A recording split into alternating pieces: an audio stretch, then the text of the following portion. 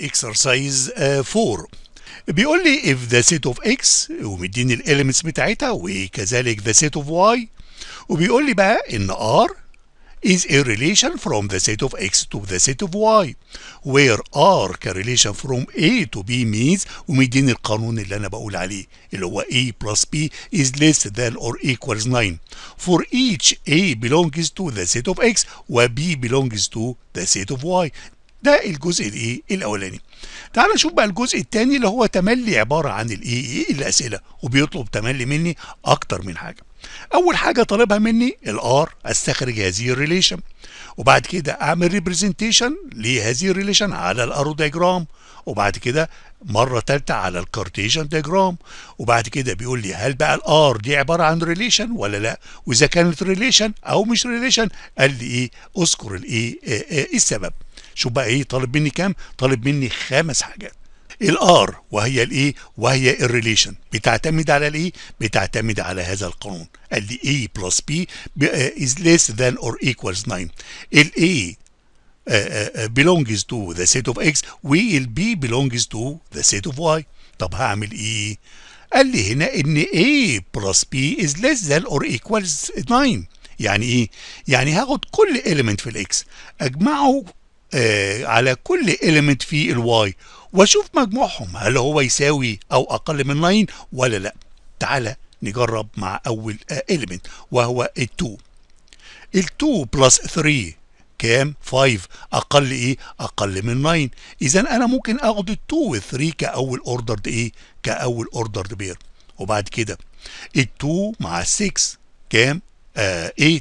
ال8 اقل من ال9 مش كده؟ وبالتالي هاخد ال2 وال6 اخدهم كاوردر بير ادي ال2 وال6. وبعد كده هاخد ال2 مع ال8. ال2 مع ال8 10. انا عايز عايز الرقم يا اما يساوي او يكون اقل من ال9 وبالتالي ال8 انا مش هستخدمها.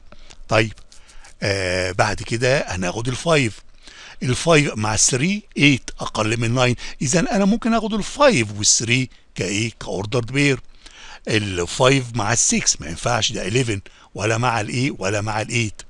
ناخد ال7. ال7 من السيت اوف اكس اجمعه على الاليمنتس اللي هي في السيت اوف واي. اول واحد واصغر واحد 3 و7 9. ده اكبر من 9 وبالتالي وبالتالي ما ينفعش.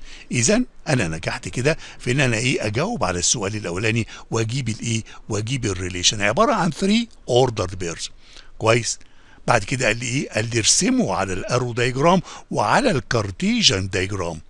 تعالى نشوف انا رسمتهم ازاي.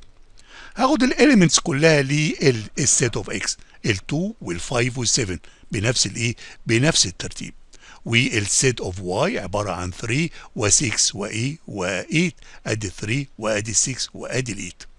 اعمل بقى الارز حسب حسب الريليشن اللي انا حصلت عليها. اول اوردرد بير عباره عن 2 و3 ادي 2 طالع منها ارو ل3 وبعد كده 2 و6 ادي 2 و6. اخر اوردرد بير 5 و3 ادي ال5 وادي وادي ال3. كده يبقى انا عملت الاجابه للسؤال الثاني. السؤال الثالث الكارتيجن دايجرام. بحط كده الاليمنتس للواي بالترتيب منين؟ من اسفل لاعلى، من الاصغر يعني للاكبر ادي 3 وال6 وال8 وكذلك الاليمنتس للسيت اوف اكس. اعمل بقى الاوردر بيرز الريبريزنتيشن للاوردر بيرز. الاول اوردر بير 2 و3 ادي 2 وادي 3 هيتقابلوا هنا. وبعد كده عندي 2 و6 ادي الانترسكشن لل2 وال6 وبعد كده ال5 وال3 ادي ال5 وال3. كويس. نيجي بقى للحاجات المهمه. هل يا ترى هذه الريليشن تعتبر فانكشن؟ شوف انا انا هشوفها 3 مرات، هعمل عليها تيست 3 مرات، مره من على الريليشن ومره من على الارو دايجرام ومره من على الكارتيشن دايجرام. شوف انا عندي كام اليمنت هنا؟ انا عندي 3 وعندي 3 اوردرد بيرز مش كده؟ بس تعالى بقى نعمل تشيك. انا عندي هنا الاليمنت 2 اتكرر مرتين، المفروض يتكرر مره واحده وبالتالي هذه الريليشن ما تعتبرش فانكشن. مش بس كده، تعال نشوف كمان على الارو دايجرام. هنجد ايه؟ هنجد ال7 ملهاش اي علاقه بهذه الريليشن مع الاليمنتس للايه للواي، مفيش ارو طالع منه، وبالتالي هنا ما تعتبرش ايه؟ ما تعتبرش ايه فانكشن. شوف ال2 طالع منها 2 ارو ازاي؟ المفروض يطلع منها ارو واحد. طيب نشوف الكلام ده على الكارتيجن ديجرام. عندي هنا 2 بوينتس على واحد، على فيرتيكال لاين واحد، مش كده؟ ده دليل على انها ما هيش ايه؟ ما هياش فانكشن. وبقى عندي الفيرتيكال لاين بتاع ال7 ما عليهوش اي ايه؟ ما عليهوش اي ريبريزنتيشن، ما فيش اي بوينت، ولهذه الاسباب ما يعتبرش ايه؟ هذه الريليشن ما تعتبرش ايه فانكشن. اذا دي الاجابه بقى. شوف الستيتمنت دي المهمه. R is not a function. ليه بقى؟ السؤال الخامس because n belongs to the set of x has more than one image. مش كده؟ هنا ادي الايمج الاولانيه وادي الايمج الثانيه اللي هو الايه؟ اللي هو الرينج. And 7 belongs to the set of x didn't appear as a first projection in the order pair of a of r. ما عنديش هنا ايه؟ ما عنديش هنا ارو، وما عنديش هنا ريبريزنتيشن على الايه؟ على الفيرتيكال ايه؟ على الفيرتيكال لاين، ومش موجوده في الايه؟ في الاوردر بير الايه؟ اللي عندي.